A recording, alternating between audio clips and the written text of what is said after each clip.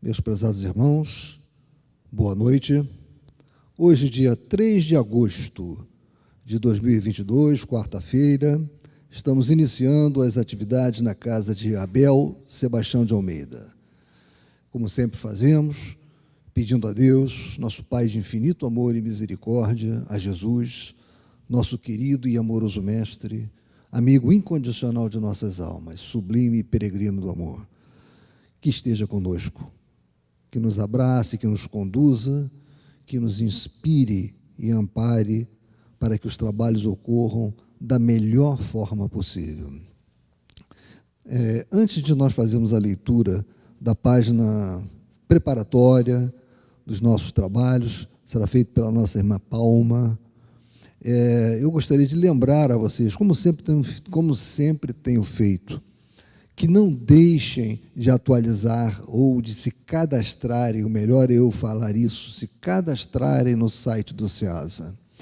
Eu percebi que alguns companheiros não fizeram isso, porque já tinham feito um cadastro no passado, porque recebem até os boletos para fazer os pagamentos, e acreditam, então, que não há necessidade, mas há necessidade. Os nossos cadastros anteriores, eles foram corrompidos, tiveram problemas, então nós perdemos muitos dados. Então nós precisamos reconstruir um cadastro, o cadastro dos participantes do Centro Abel Sebastião de Almeida, dos nossos associados. Então não deixem de fazer isso. Como disse, na segunda-feira nós faremos sorteio de um livro, em agosto, setembro, outubro, novembro também, para todos aqueles que se cadastraram no mês.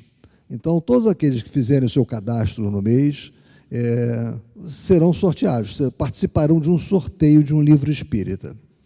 Tá? Então, tenho certeza de que, apesar de, em algum momento, terem feito cadastro na nossa casa, é necessário que façam um outro cadastro no nosso site.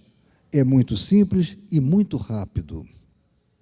Bom, feito esse pequeno aviso que eu venho repetindo, repito porque é importante, eu queria chamar a nossa querida irmã Palma para fazer a leitura da página do Evangelho, preparatória para os nossos trabalhos da noite de hoje. Boa noite a todos. O capítulo é 25 do Evangelho segundo o Espiritismo, buscais e achareis. Não vos afadigueis pela posse do ouro, não vos afadigueis por possuir ouro, ou prata, ou qualquer outra moeda em nossos bolsos. Não prepareis soco para a viagem, nem 2 fardos, nem calçados, nem cajados, porquanto aquele que trabalha merece sustentar. Ao entrardes em qualquer cidade ou aldeia, procurai saber quem é digno de vos hospedar e ficai na sua casa até que partais de novo. Entrando na casa, saudai assim, que a paz seja nesta casa. Se a casa for digna disso, a vossa paz virá sobre ela.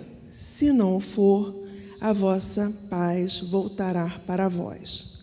Quando alguém não vos queira receber, nem escutar, sacudi, ao sair dessa casa ou cidade, a poeira dos vossos pés.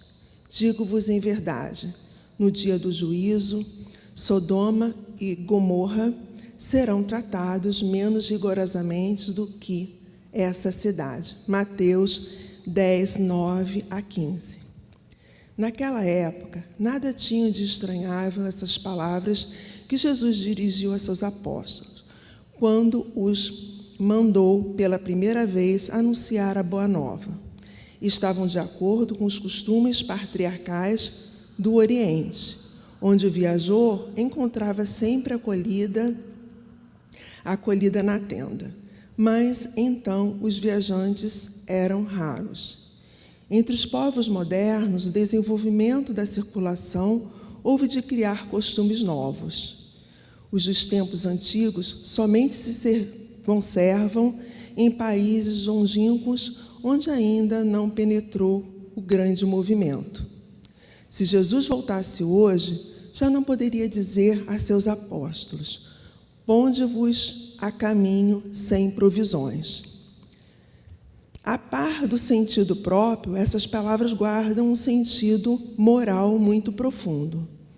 Proferindo-as, ensinava Jesus a seus apóstolos que confiassem na providência. Ademais, eles, nada tendo, não despertariam a cobiça nos que os recebessem. Era um meio de distinguirem dos egoístas os caridosos. Por isso foi que ele lhes disse: procurai saber quem é digno de vos hospedar ou quem é bastante humano para agasalhar o viajante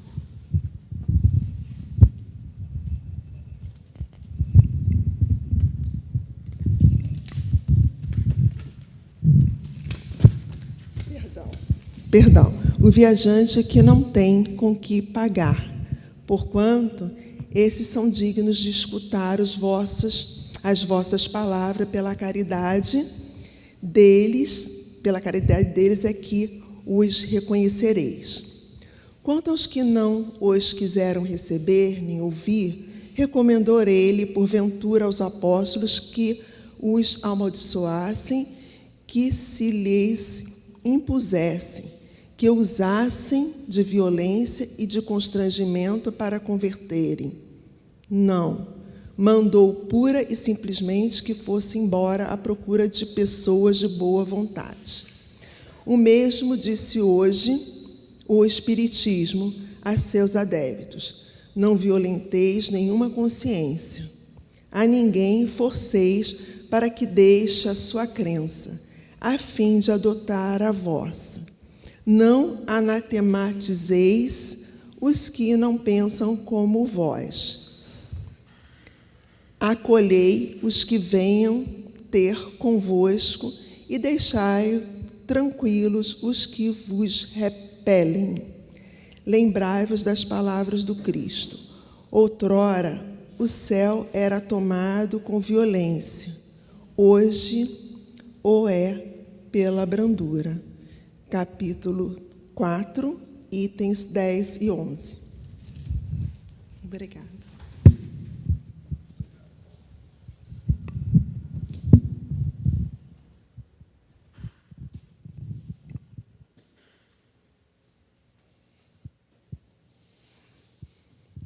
Bem, meus irmãos, agora, após a leitura desta página do Evangelho segundo o Espiritismo, nós vamos iniciar os nossos trabalhos propriamente ditos, na primeira fase, que é a de estudo da obra Diversidade dos Carismas, do saudoso Hermínio Corrêa de Miranda, e o nosso irmão Mauro Oliveira irá nos brindar com esse estudo, que será também bipartido. Ele começará hoje e terminará na quarta-feira que vem. Vamos prestar a máxima atenção e também participar desse importante estudo. Boa noite, meus irmãos. Que Jesus, na sua infinita bondade, nos ampare, nos ilumine nesse momento,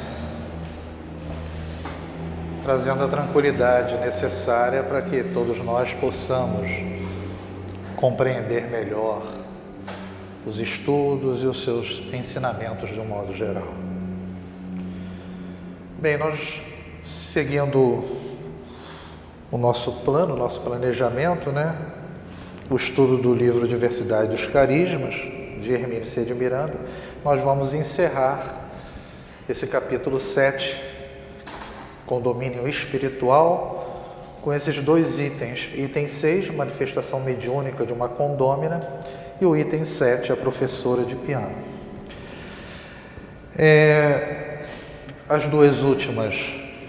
Os dois últimos estudos realizados pelo nosso irmão Dionísio, muito bem realizado, por sinal, e a nossa contribuição, ela não vai ser nem muito grande. Esses 2 itens apenas complementam aquilo que ele já havia dito. Então, não existirá muita novidade nesses 2 itens aqui. Mas esse capítulo despertou, de certa forma, alguns debates, algumas discussões aqui no nosso auditório. E esse condomínio espiritual, ele na verdade é um processo, né? É um processo que não se realiza ou não ocorre de uma maneira imediata, muitas vezes, né?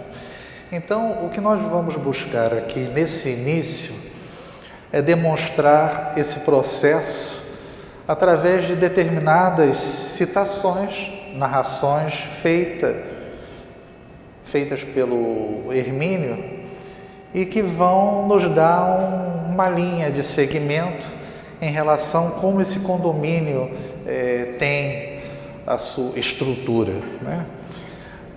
A primeira coisa que eu destaquei nesse capítulo 7,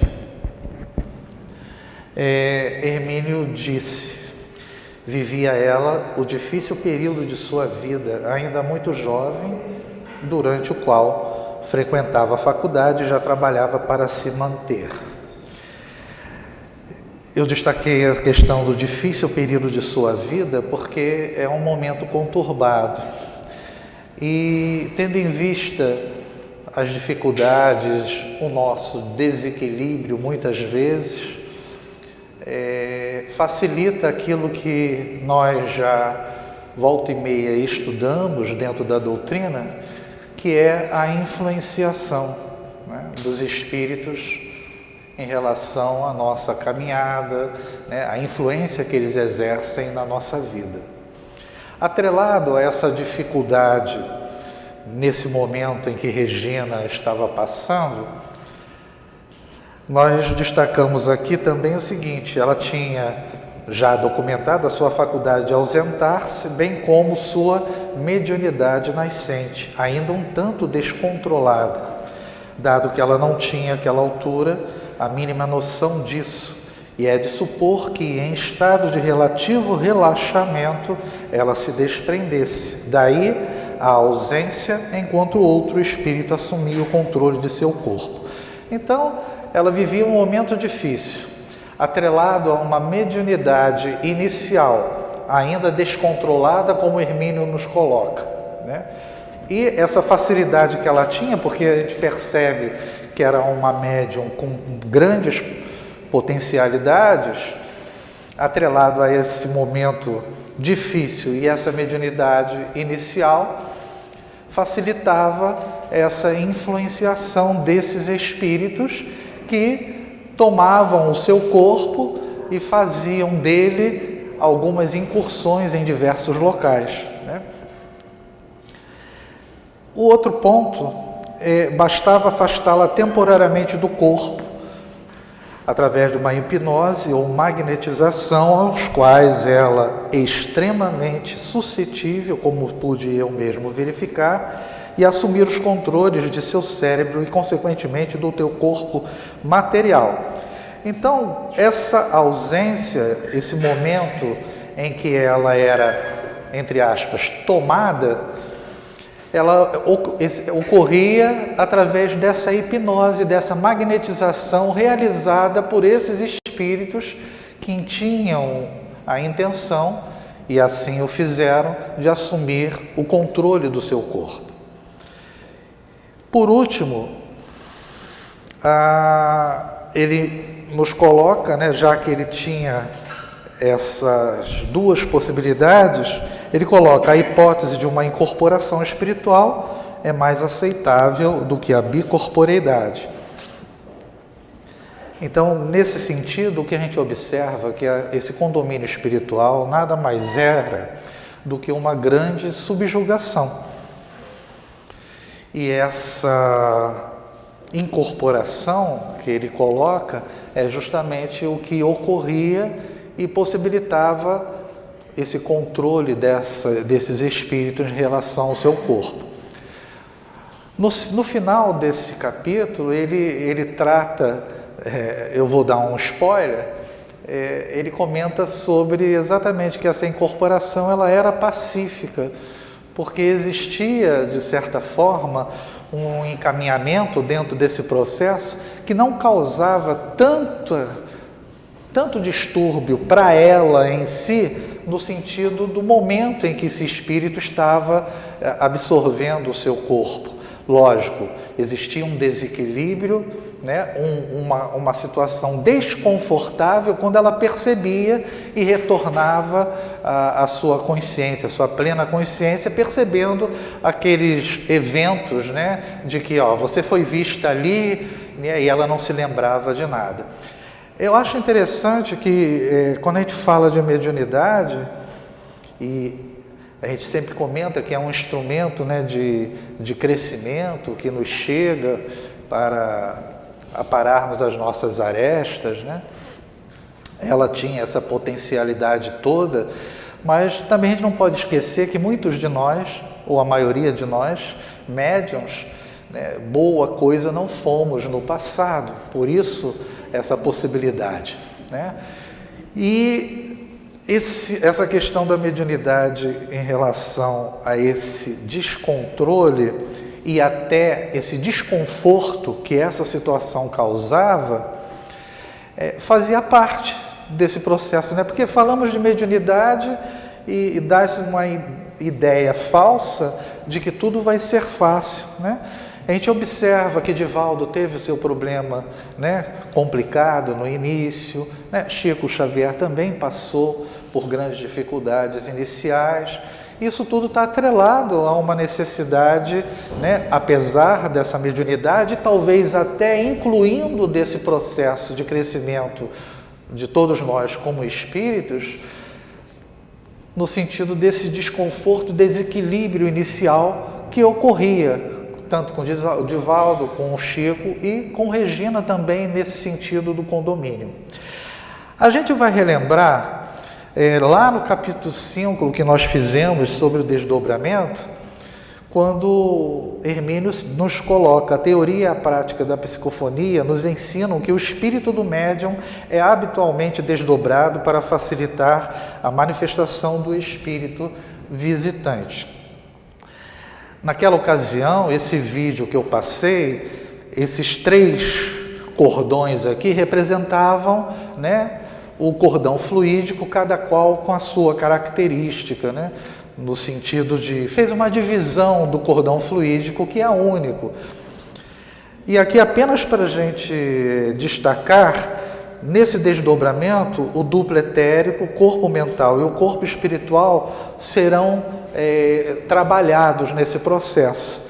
E aqui, a gente relembrando, nesse momento onde a manifestação do espírito visitante é facilitado, ele coloca aqui que o desdobramento ele é parcial, né? E o médium, o espírito do médium permanece próximo e não vai para longas distâncias. Vamos ouvir novamente o vídeo para a gente lembrar um pouco. Quando ocorre esse tipo de desdobramento em que o duplo etérico, o corpo astral e o corpo mental se deslocam juntos, o médium não consegue alcançar grandes distâncias, devido à densidade do corpo etérico, que em síntese são emanações neuropsíquicas do corpo físico. Dessa forma, o espírito fica nas imediações do organismo carnal e sua saída ou projeção é geralmente por tempo limitado. Esse fenômeno é muito comum no sono e também em desdobramentos parciais durante os trabalhos mediúnicos. Ele, no finalzinho daquele item que eu relacionei, ele diz que a incorporação é o que ocorria ao invés da bicorporidade. Eu não coloquei o vídeo aqui, mas existia um outro tipo de desdobramento que nós comentamos, que o duplo etérico ele retornava para o corpo físico e o corpo espiritual e o corpo mental. E, naturalmente, o espírito se deslocavam para regiões mais longínquas, né? Tinha uma liberdade maior. Creio eu que nesse tipo de desdobramento, a questão da bicorporeidade seria facilitada, porque o espírito estando em um outro local e com a necessidade de modificar o seu perispírito e dando-lhe uma condição de tangibilidade a ponto de estar naquele outro local, falar ou até mesmo poder ser tocado e desenvolver alguma atividade importante, como foi no caso, né, comentado no estudo anterior, que estava ele pregando em um determinado local e foi defender o pai em outro, né?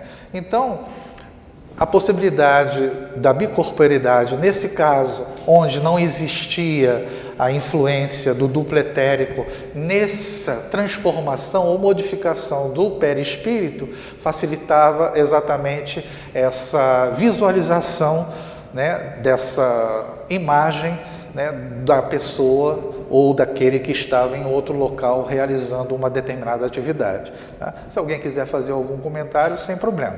Tá?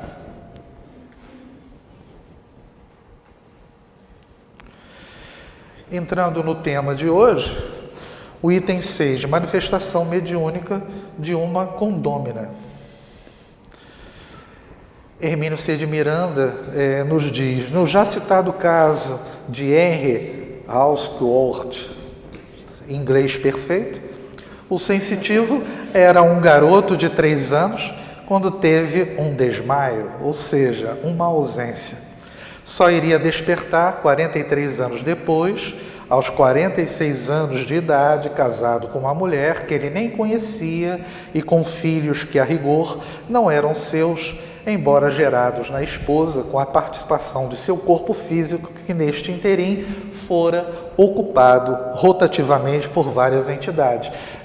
Quando eu comentei que o tema, né, o capítulo, ele era instigante, né, e isso a gente percebeu pela participação de vocês nos 2 últimos estudos, vem esse caso aqui que realmente nos causa uma certa estranheza, né?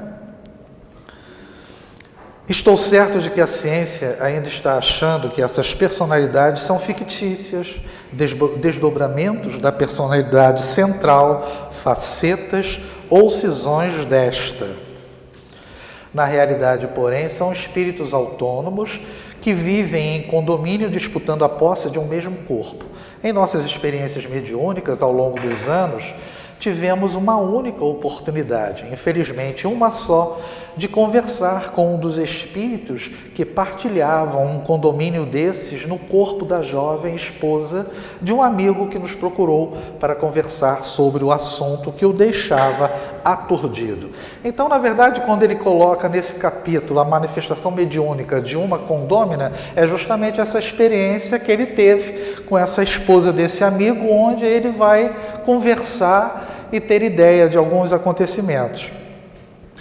E ele continua, o caso era semelhante ao de Regina nas suas estruturas, ainda que não nas consequências, de vez que já se agravara pela consolidação do domínio de uma comunidade de espíritos desencarnados sobre a companheira encarnada. Havia entre eles uma espécie de pacto ou acordo e até certa disciplina para que cada um deles tivesse sua oportunidade de sair com o corpo da única que era de fato encarnada.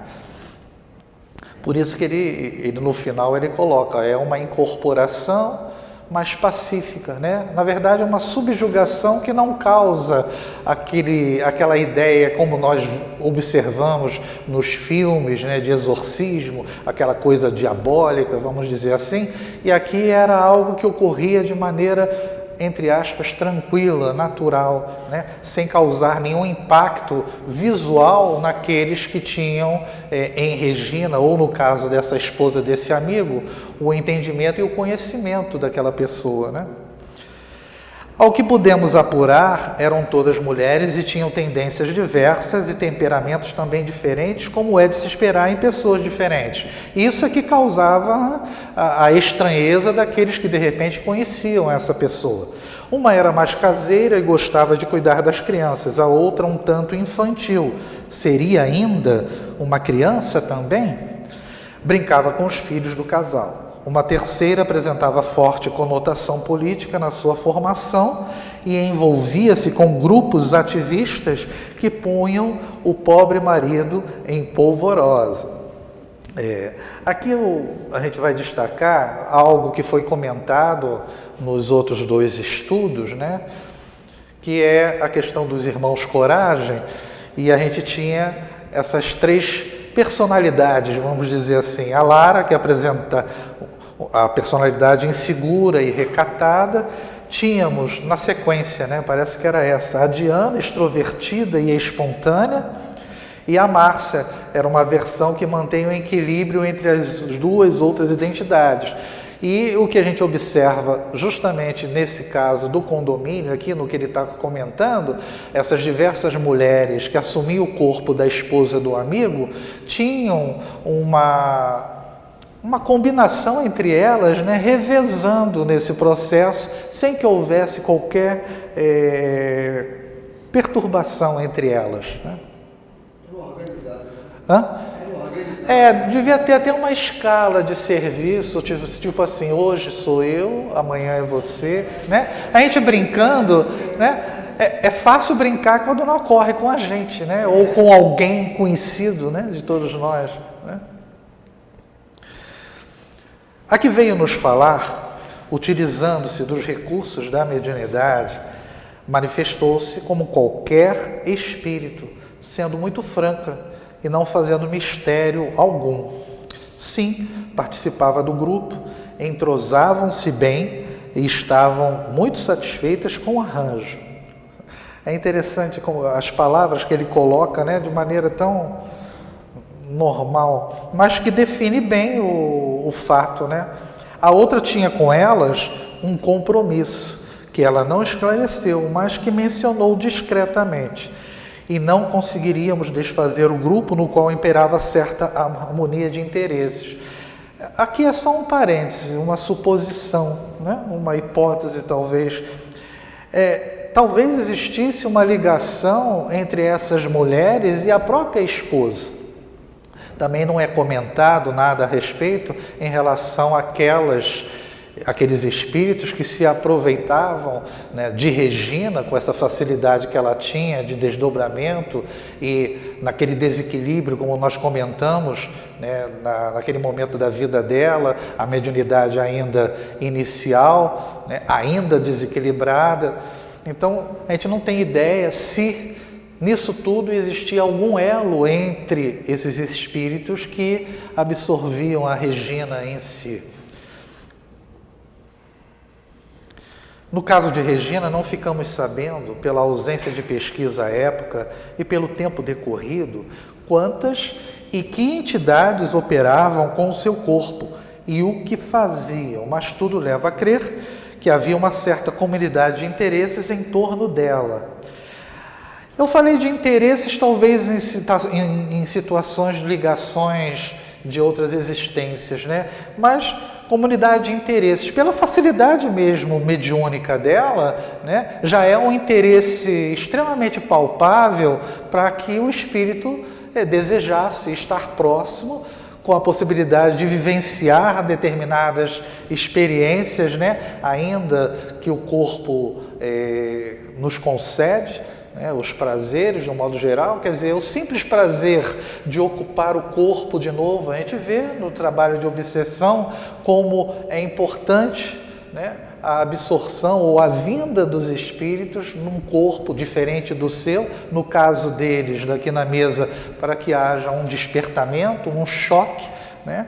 Mas esses interesses, eles são válidos no sentido de que é muito mais fácil você se aproximar de alguém que possibilita essa absorção, né? Esse interesse está ligado exatamente, corroborando exatamente o que você falou. Esse interesse estaria ligado as possibilidades que ela oferecia. Opa, vamos lá, porque nós podemos.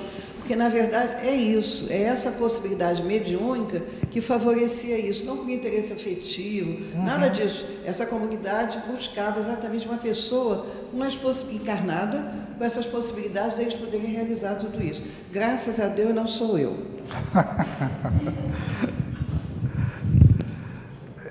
Continuando. Diz ela que, às vezes, sem nenhuma razão aparente, sentia-se dominada por um sono quase invencível. Era preciso um tremendo esforço de vontade para não se deixar adormecer em plena aula ou no meio de alguma tarefa qualquer. Nem sempre, contudo, tinha condições de escapar a tais induções. Quer dizer, era aquela influenciação, aquela hipnose, aquela magnetização que nós comentamos lá na citação, né, que Hermínio faz nesse capítulo, que os espíritos faziam essa absorção do corpo dela e induziam a situações que conduzissem ela ao desdobramento. Bastava afastar-se o perispírito do corpo físico e já vimos que ela tinha a maior facilidade de desdobramento, para que se tornasse possível a outra assumir seus controles mentais. Uma desculpa qualquer aceitável poderia ser formulada para que se vissem tais invasores com liberdade para sair o corpo dela. Como esta, por exemplo: hoje temos de acabar a aula mais cedo, pois preciso ir ao médico. Né? Mentira, né? A influenciação provocava ela verbalizar esse tipo de coisa e aí eles estariam livres para assumir. Por outro lado, convém considerar um importante e dramático aspecto, o de que a memória dos eventos ocorridos durante as ausências, quando o corpo físico fica entregue a outro espírito, não fica com o dono do corpo, e sim com o espírito invasor ou possessor. Isso explica, inclusive, o porquê dela não se lembrar de tudo aquilo que ela realizava durante esses momentos, né, de afastamento. Daí porque, ao retornar ao corpo em local distante daquele em que deveria estar naquele momento, Regina sofria um angustiante período de perda de identidade, até que conseguisse retomar todos os seus controles mentais no corpo e lembrar-se novamente de que era Regina e acabara de se perder por mais algum tempo sem saber onde estivera e fazendo o quê. Nos outros estudos foi até comentado aquilo que pelo menos já aconteceu comigo, mas não que tenha sido isso, né?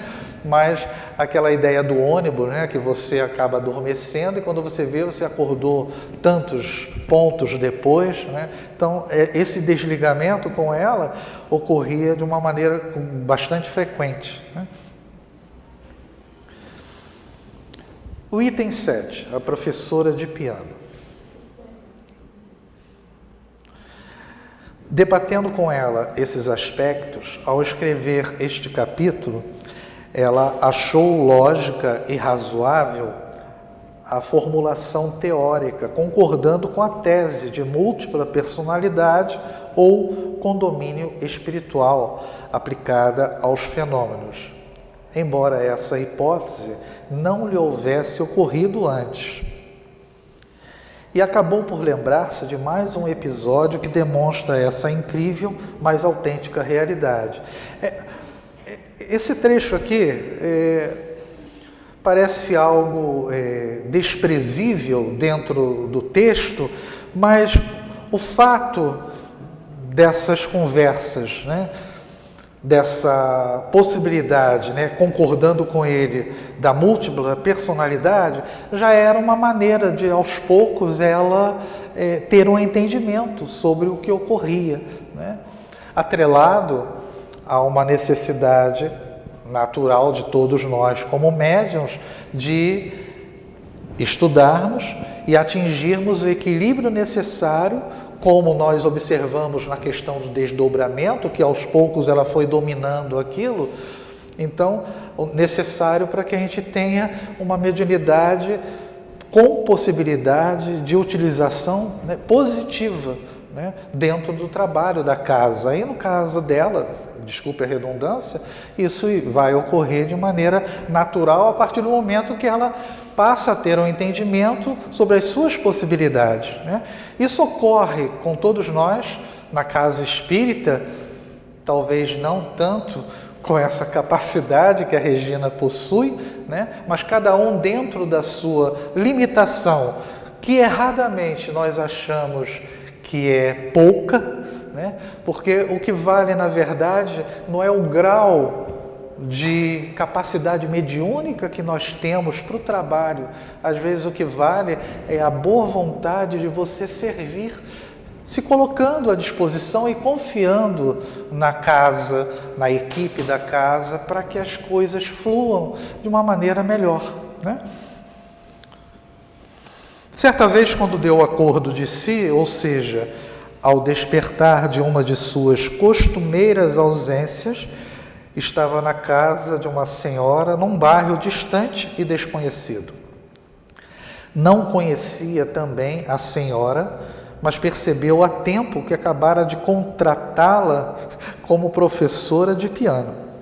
Estranhou muito a situação, mas conseguiu contorná-la. Não sabia nem como sair do conjunto residencial onde morava a professora, no qual acabara de entrar, obviamente sob o comando de outra mente, outra memória. A professora teve de acompanhá-la até a rua, que Regina não sabia qual era e tampouco em que sentido deveria de tomar condução a fim de voltar para casa. Aqui apenas exemplificando, né, a falta de memória que ela tinha quando ela retornava, né, ao seu estado, entre aspas, normal. O que é difícil falar em normalidade vendo, observando a Regina, né? Cada um de nós acha estranho, né, e conturbado toda essa possibilidade que Hermínio nos coloca em relação a Regina e a sua mediunidade como um todo. Às vezes nós temos receio e medo do pouco que a gente observa, né? Os videntes, muitas vezes, né? Tenho medo de ver aquilo ali, um espírito não muito agradável, né? E às vezes é uma visualização, às vezes temporária, né? E você vivenciar isso que ela vivenciou, né? Traz uma sensação um pouco mais profunda, pior, vamos dizer assim, se é que dá para comparar, né? Outra dificuldade adicional ocorreu. Alguém, obviamente, contratara a professora, embora à época ela não tenha desconfiado disso. Mas era ela, Regina, quem deveria pagar as aulas, e o dinheiro que ganhava não era suficiente para essas proezas financeiras, né? A Marisa está rindo aqui, mas vocês vejam, há uma influência material, infelizmente, aqui, né? E um momento, lá falava, né? Um momento difícil que ela vivenciava, faculdade, trabalhando, então pagar uma aula de piano que ela nem sabia, né? Nem tinha entendimento e conhecimento, né? É um dinheiro jogado pelo ralo, né? Vamos dizer assim. Não houve outro jeito senão dizer à professora que a desculpasse, mas que não tinha como frequentar as aulas regularmente. Esse pedacinho é legal. Sem suspeitar do drama que ela vivia, e nem a própria Regina o sabia, a generosa professora resolveu dar-lhe lições gratuitas. Vamos inventar isso, talvez, né? Seria algo... Aqui tem um ponto positivo, né? Já pensou conseguir aulas gratuitas de inglês para mim? Apesar de vocês terem percebido a minha capacidade, né, na pronúncia, então seria fantástico, gratuitamente, né? No caso do fim de semana no sítio, portanto, podemos imaginar a seguinte viável situação. Regina deitou-se, agora ele vai tentar explicar aquela situação do sítio lá, apesar que não entra muito em detalhes, não. Regina deitou-se normalmente para dormir, digamos no sábado à noite, ou teve uma das suas ausências à tarde. Prontamente, alguma entidade estranha apossou-se de seu corpo e articulou o passeio do fim de semana. Ou talvez até o já tivesse articulado, tendo tudo combinado com a dona do sítio. Foi um ponto de interrogação na ocasião, quando foi lido a questão do sítio, né? Como é que a dona, recebe Regina de maneira muito tranquila, né? Talvez aqui ele coloca essa opção, que ele também não tem certeza, né? Desse contato ter sido feito anterior com a dona do sítio, e aí naquele sábado ela vai e realmente realiza aquele final de semana. Então, talvez explique o fato da dona do sítio não estranhar ou manter um contato com ela como se a conhecesse. Passou lá provavelmente a noite de sábado para domingo e o dia todo de domingo. Em seguida voltou para casa. Como vimos, ela morava sozinha a essa época. A questão de morar sozinha, nada demais, né? Facilita também o processo, né? Você não ia ser internada. Como muitos, né? Como muitos. Sair de casa, passar o final de semana e voltar. O microfone, Marisa. Microfone.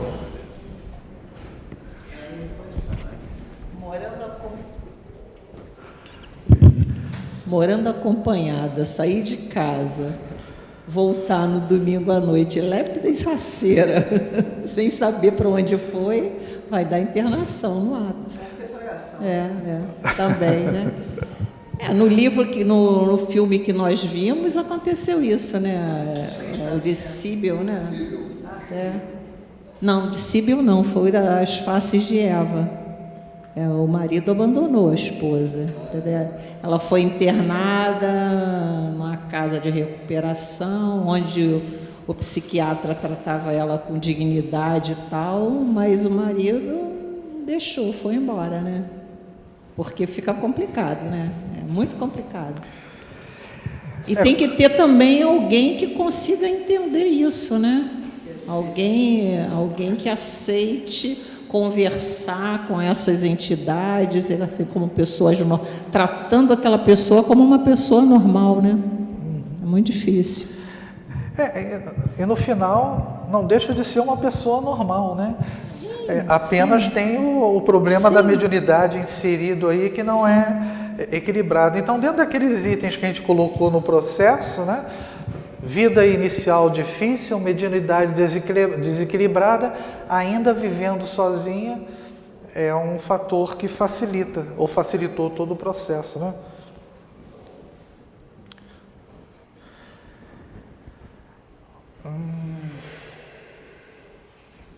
Não há outra explicação, não é isso? Não há outra explicação para a perplexidade e teimosa reação da mulher, que durante aquela mesma semana, ao encontrar-se na rua com a pessoa que passou o fim de semana com a sua família no seu sítio, ouve a outra garantir com a maior convicção que não a conhece. Foi demais para a pobre senhora. Sua conclusão é perfeitamente compreensível. Ou a moça mentia ali na rua, ou mentira no sítio. Como a identidade provava que a moça era Regina e não tinha o nome pelo qual se dera a conhecer, não havia alternativa possível. Ela mentira no sítio, né? Ainda passou mentirosa, né?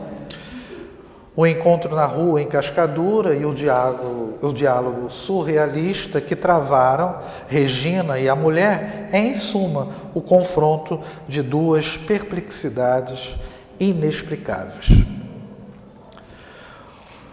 Como este assunto me fascina há muito tempo, e por isso que o Dionísio comentou sobre o livro, né, Condomínio Espiritual, tenho procurado estudá-lo sempre que me ocorre a oportunidade. Estou convicto de que o fenômeno da múltipla personalidade é muito mais comum do que seria de se supor, pois raramente é identificado como tal. Trata-se, pois, de um fenômeno mediúnico. Aí ele vai dar o veredito dele, né? Trata-se, pois, de um fenômeno mediúnico de possessão, subjugação, mais ou menos pacífica e não mera ocorrência anímica ou ausência. Não é, portanto, um caso de bilocação ou bicorporeidade, e sim um fenômeno anímico, desdobramento, conjugado com outro mediúnico, incorporação, né? E a gente observa, eu vou repetir novamente, que ele, no livro, ele busca o tempo todo frisar a questão da possibilidade mista, né? Fenômeno anímico com o mediúnico. Como ele comentou aqui, essa subjugação, essa incorporação que ocorreu, ela era mais ou menos pacífica. Lá no livro que o Dionísio comentou, Condomínio Espiritual, a gente buscou esse caso aqui muito rápido, né? Que é Mary Hoff e Laurence Venum. Essa Mary Hoff possuía os mesmos problemas que a Regina e essa Laurence também. Então, Mary Hoff morre aos 19 anos, completamente alienada, num hospital para doenças mentais. Quer dizer, aquele caso, foi considerada louca, como muitos, em função das obsessões, né, estão aí em sanatórios, vivenciando essa experiência, sendo tratados como pessoas alienadas. Aí ele continua, cerca de 13 anos depois, ela assume o corpo de Laurence Venum, jovem da mesma localidade, que apresentava sintomas semelhantes aos seus e cuja alienação caminha rapidamente para o mesmo trágico desfecho, porque a Mary Hoff, ela morre em função justamente desses problemas. Mary permanece no controle do corpo de Laurence durante 110 dias, de 31 de dezembro a 21 de março de 1878, convivendo com a sua família e não com a família de Laurence, a dona do corpo.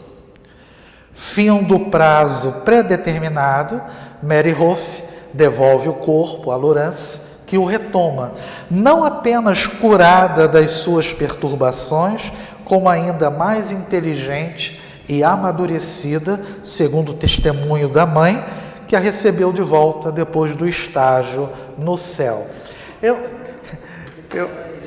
Eu citei esse caso aqui porque ele comenta lá que é uma subjugação pacífica. A Laurence tinha esses problemas todos e conturbados, até que a Mary Hoff assume, né? E ele também comentou em algum momento que é pacífica, mais ou menos, porque aqui é um resumo que inclusive foi extraído certinho do livro, mas o caso ele é longo, né? Não dava para colocar.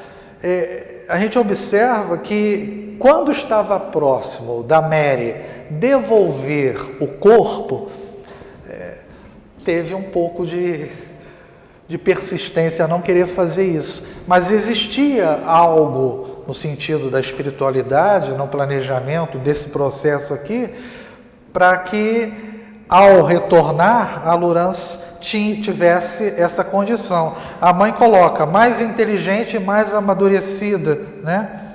E aí ela não teve mais esses distúrbios. Então é interessante porque foi a ação, uma incorporação, uma subjugação, entre aspas, pacífica, como nós colocamos, que foi positiva para a Laurence, e ela não teve o mesmo fim da Mary Hoff.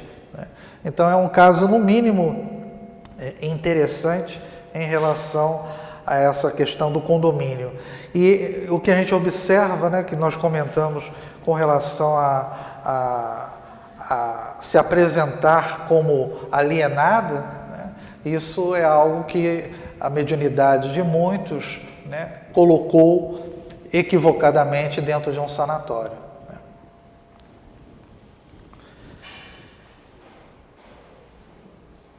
Capítulo 8, Clarividência Item 1, introdução. Item 2, uma conceituação questionável. Item 3, visão sem olhos. Sem olhos.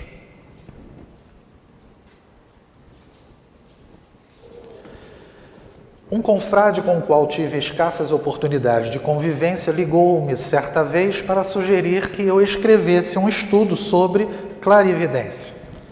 Tomei nota de sua amável solicitação e realizei algumas pesquisas, mas o projetado trabalho ficou limitado a umas poucas notas e indicação de fontes de referência. Algum tempo depois, ele deu por terminada a sua tarefa aqui e partiu para o mundo espiritual. Creio chegado o momento de cumprir a promessa que então lhe fiz, decorridas cerca de 2 décadas. É que naquela ocasião o assunto me pareceu mais complexo do que eu imaginava e não me senti com preparo suficiente para abordá-lo. Isso é um ponto importante para o pesquisador sério, né? Porque ele poderia simplesmente iniciar um estudo sem ter um baseamento, não, uma base sólida para ele poder colocar as suas questões, né? Estou certo que o despreparo prevalece, mas pelo menos disponho hoje de mais experiência e informação para um exame de maior profundidade na questão. Quer dizer, ele ainda é humilde a ter consciência de que ele tem muito a aprender, mas ele tem mais experiência em relação ao que ele se propôs a explicar e mais informação também. Começaremos a examinar o vulto do problema e suas dificuldades a partir de O Livro dos Médiuns, no qual encontramos no capítulo 14 dos Médiuns, seção número 5, Médiuns videntes, algumas observações valiosas. Isso a gente vai deixar para a semana que vem. Boa noite, meus irmãos, muita paz a todos.